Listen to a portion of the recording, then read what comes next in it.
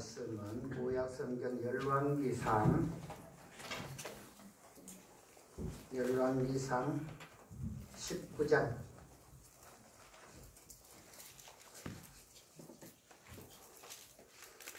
9절부터 14절까지입니다. 열왕기상 19장 9절부터 14절까지. 다 찾으신 줄 믿고 제가 봉독해 올리겠습니다. 엘리야가 그 곧 굴에 들어가 거기서 머물더니 여호와의 말씀이 그에게 임하여 이르시되 엘리야야 내가 어찌하여 여기 있느냐. 그가 대답하되 내가 만군의 하나님 여호와께 열심히 유별을 하오니 이는 이스라엘 자손이 주의 언약을 버리고 주의 제단을 헐며 칼로 주의 선지자들을 죽였으며 오며 오직 나만 남았거늘 그들이 내 생명을 찾아 빼앗으려 하나이다. 여호와께서 이르시되 너는 나가서 여호와 앞에서 산에 서라 하시더니 여호와께서 지나가시는데 여호와 앞에 크고 강한 바람이 산을 가르고 바위를 부수나 바람 가운데에 여호와께서 계시지 아니하며 바람 후에 지진이 있으나 지진 가운데도 여호와께서 계시지 아니하며 또 지진 후에 불이 있으나 불 가운데에도 여호와께서 계시지 아니하더니 불 후에 세미한 소리가 있는지라 엘리야가 듣고 겉옷으로 얼굴을 가리고 나가 굴 어귀에 섬에 소리가 그에게 임하여 이르시되 엘리야야 내가 어찌하여 여기 있느냐. 그가 대답하되 내가 만군의 하나님 여호와께 열심히 유별하오니 이는 이스라엘 자손이 주의 언약을 버리고 주의 제단을 헐며 칼로 주의 선지자들을 죽였음이오며 오직 나만 남았거늘 그들이 내 생명을 찾아 빼앗으려 하나이다. 아멘. 하나님이 우리를 사랑하셔서 이렇게 은혜를 베풀어 주시고 한 달을 은혜로 지날 수 있도록 함께 하신 가운데 오늘도 하나님의 은혜를 사모하며 하나님의 전을 찾아 나온 우리 거룩한 성도들에게 하나님의 크신 사랑과 은혜가 가득히 채워질 줄 믿습니다. 구약의 선지자 중에서 불의 선지자라고 그렇게 전해지면서 가장 능력이 많았던 그런 선지자를 꼽으라 하면 아마 엘리야 선지자를 다 꼽을 것입니다. 엘리야 선지자는 갈멜산에서 바알과 아세라 그 제사장 850명을 대상으로 해서 홀로 싸워서 이겼고 하나님의 불을 끌어내려서 하나님이 정말 어떤 하나님이신지 누구 편의 하나님이신지를 보여준 선지자가 엘리야 선지자지요. 많은 일들을 행하셨고 물론 엘리야의 능력이 많아서가 아니라 하나님이 함께 하심으로 그래서 하나님이 또 엘리야에게 능력과 권능을 더하여 주셔서 그와 같은 일들을 이루었지 않습니까? 엘리야가 기도를 하여서 3년 반 동안 이 땅에 비가 내리지 않았고 또 기도해서 다시 비가 오도록 그렇게 하신 엘리야 선지자. 그래도 인간인지라 그 많은 사람들 그렇게 능력을 행하고 하나님이 살아계신 것을 보면 자기에게로 돌아올 줄 알았어요. 그랬는데 뭐라 그럽니까? 이 사람들이 하나님을 정말로 믿지 않습니다. 말은 그 말이거든요. 하나님을 떠나고 우상을 섬기고 하나님의 제단을 헐고 선지자를 죽이고 엘리야가 눈으로 보니까 그런 상황처럼 보이더란 말이지요. 물론 현실적으로 이제 그런 갈멜산의 그 승리를 거두고 그래서 바알과 아세라의 이 거짓 제사장들이지요. 그 850명을 하나도 남김없이 다 죽인 그 일을 통하여서 이세벨이라는 그 왕비, 내가 내일 너의 목숨을 거두지 아니하면 내가 죽을 거다 이러면서 이를 갈며 엘리야를 죽이려고 덤빌 때 엘리야는 덜컥 겁이 났습니다. 그래서 부엘세바까지 내려와서 그 로뎀나무 아래 누워서 하나님께 그렇게 구하지 않아요? 하나님, 나 많이 했습니다. 이제는 내 목숨 거두어 주세요. 저 하나님을 알지 못하는 우상의 괴수처럼 그 우상을 쫓아가는 이세벨의 손에 죽는 것보다는 하나님의 손에 죽는 것이 낫습니다. 이 말이지. 그때 하나님이 이제 어루만져 주시고 까마귀를 통해서 떡과 물을 갖다 주시면서 새 힘 주시며 일어나서 그렇게 이제 갈멜산으로 가라 이렇게 말씀을 해요. 40일 동안 주야로 걷습니다. 그래서 그곳에 한 굴에 들어가서 기도하는 이 중에 오늘 본문에 하나님이 찾아오셔서 만나 주시는 거예요. 엘리야야, 내가 어찌하여 여기 있느냐. 하나님이 엘리야를 볼 때에는 엘리야가 있어야 할 자리는 거기가 아니라는 거죠. 그런데 엘리야의 말은 뭡니까? 나는 하나님 앞에 열심히 특심했는데 돌아온 것은 결국은 내 목숨을 빼앗으려고 하는 것밖에 없고, 나를 지지해주고 나를 도와주고 나를 위하여 기도해줄 사람은 아무도 없는 것 같이 마음이 황폐해지면 그럴 수 있습니다. 엘리야가 낙심하여서 그런 상황에 처해 있을 때 하나님이 말씀하신 것이 무엇입니까? 너는 여호와 앞에 산에 서라.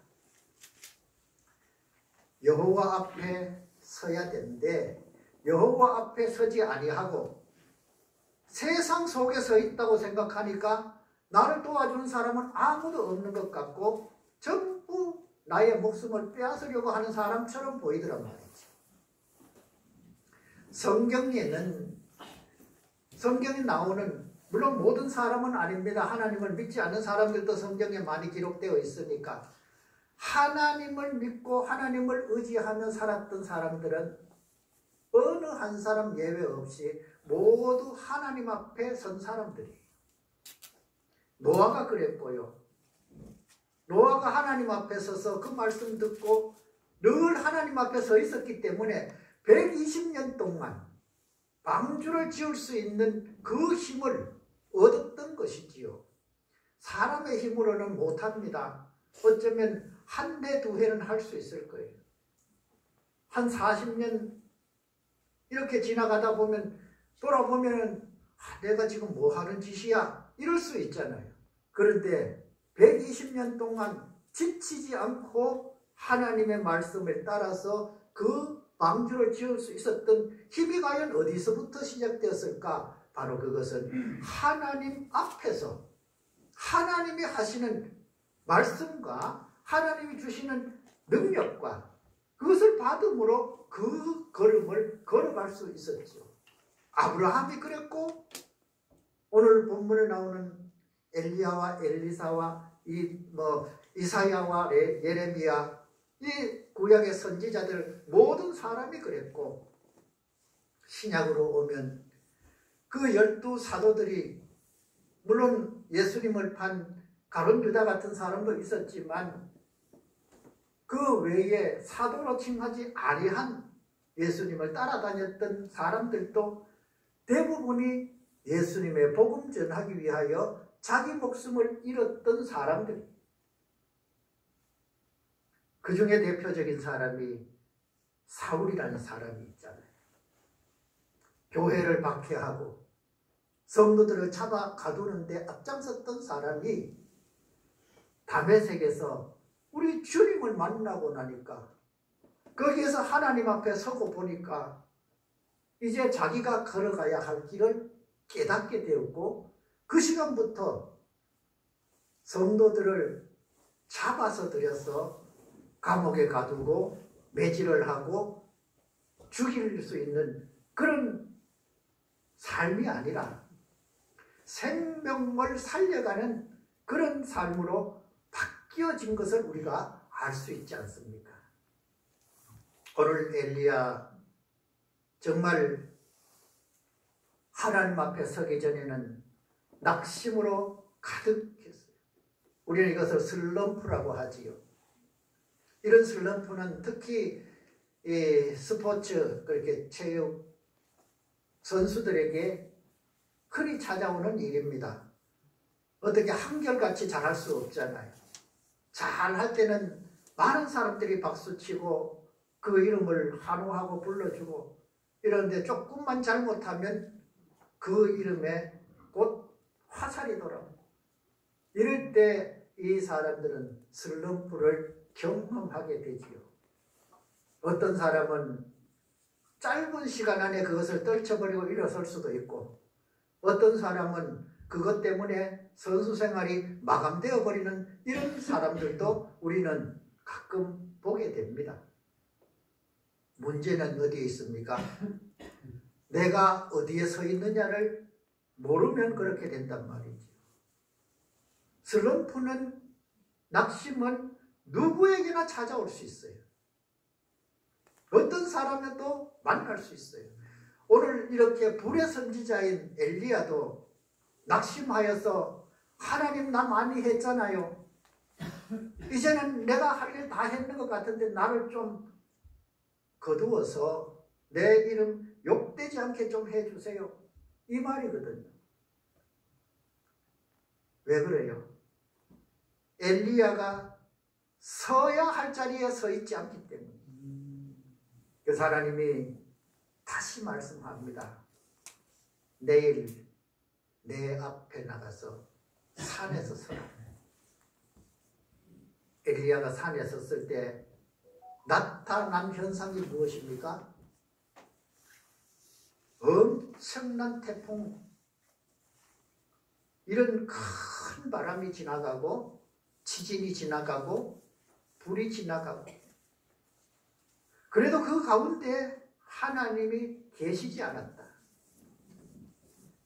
우리는 하나님을, 어떤 하나님을 찾는가? 하나님은 천지를 울리면서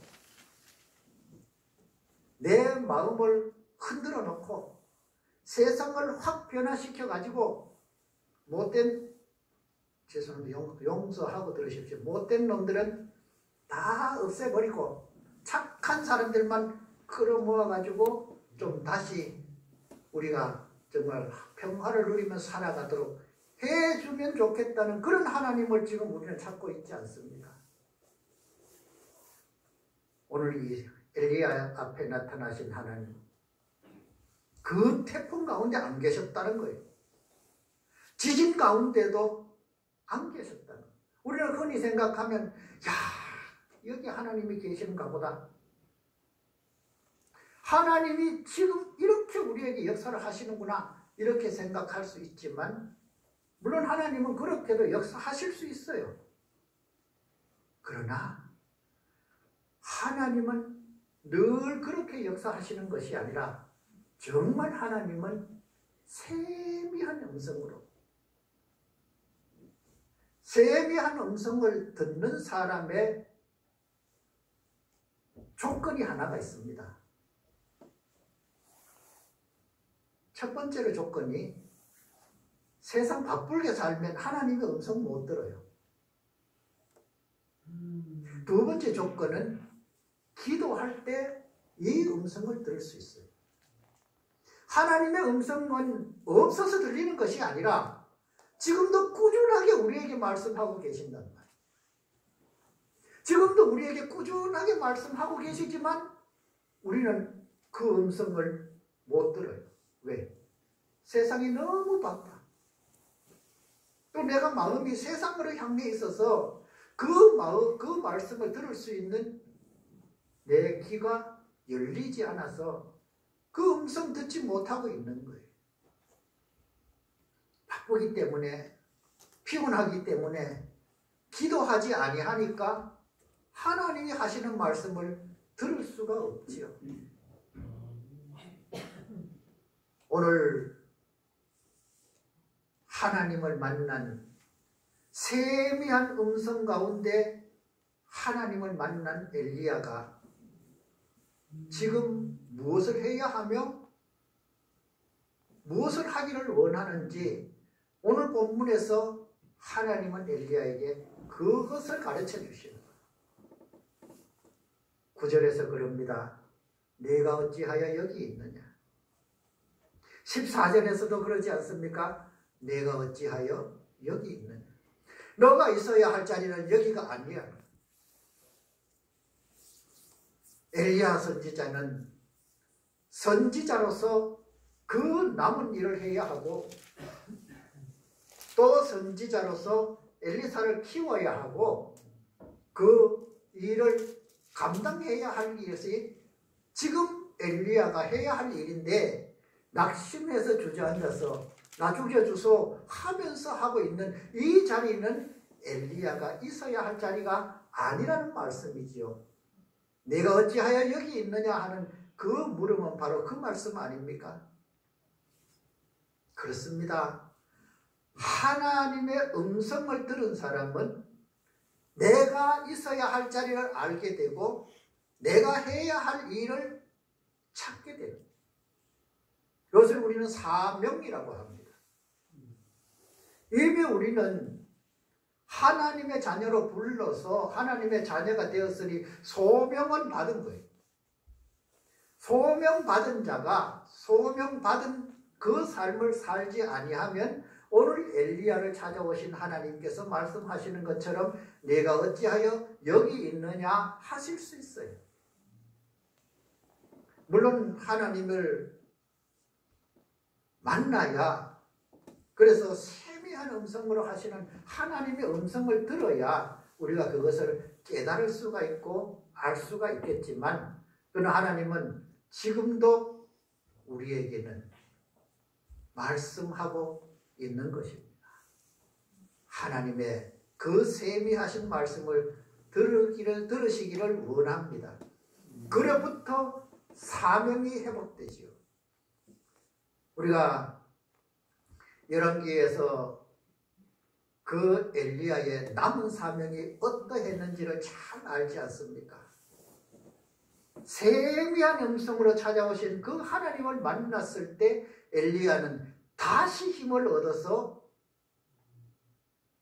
선지자로 그 사명을 감당하고 하나님이 불말과 불병거를 보내셔서 그를 태워서 하늘로 올라가는 그 놀라운 광경을 많은 사람들에게 보여주셨지요. 우리가 불말과 불병거 타고 살아서 하늘나라 가는 것을 그것만 쳐다보면 안 돼요. 그것은 하나님이 주실 것이니까 그것을 누구에게 주시든지 그건 하나님 몫이고, 우리는 하나님이 지금 우리를 원해서 또 우리가 하기를 원하시는 그 일과 그 자리에서 우리가 하나님이 맡겨준 이 사명을 잘 감당하면 하나님은 우리의 앞길을 늘 이끌어 주실 줄 믿습니다. 하나님 앞에 서야 합니다. 하나님 앞에 서면 하나님은 말씀하시고 하나님은 우리의 길을 이끌어 주시고 그 길 갈 수 있도록 힘과 능력 더하여 주실 줄 믿습니다. 우리 남은 삶 이렇게 살아서 하나님의 그 크신 은혜와 사랑을 우리도 체험하고 이웃들에게도 보여주고, 그래서 많은 생명 구원해가는 우리 남은 삶이 되기를 축복합니다. 기도하겠습니다. 거룩하신 하나님, 하나님의 세미한 음성을 듣기를 원합니다. 그 음성을 듣기 위하여 하나님 앞에 서겠사오니 말씀하여 주옵시고 우리를 부르셔서 맡겨주신 사명 잘 감당할 수 있는 그 길 가게 하여 주옵소서. 예수님의 이름으로 기도드리옵나이다. 아멘.